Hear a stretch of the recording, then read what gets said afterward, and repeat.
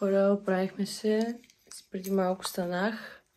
Това ще бъде 8-ми ден. Мисля, че както поредицата върви. Чакайте, че му пада яркото. Косата ми е супер зле. Много е бухнала. Но се капах, оправих плитки глупости. И сега отивам на маникюр. При Биляна.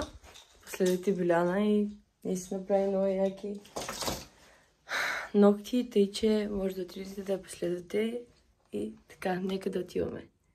До сега карах хора. Много зле са ми пръстите, това съм си го правила.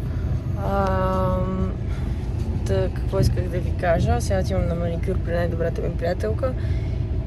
Супер зле са ми пръстите, кожичките са отвратителни. Бибе, молите, не ме убивай, много те обичам. Не знам какво ще ти косва, ама да, след малко ще ви покажа резултата. Ами хора, отиваме. Спрях си колата малко по-далеч от тях. Далеч на 2 минути. Но да. Ще се видят сега, ето ми ги ногтите. Абсолютно уникални. Благодаря ти още един път. Благодаря, Бибе, за цялото отделено време.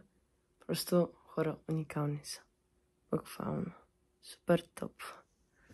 Few moments later. Хора, чакам другите направо ще откача. 10 минути само стават. Не са добре. Защо казвам, че моите приятели винаги могат да ме изложат?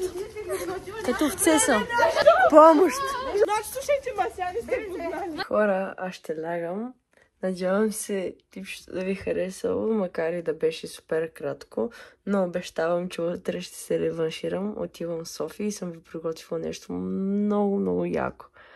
Затова гледайте, абонирайте се за канала ми и до утре.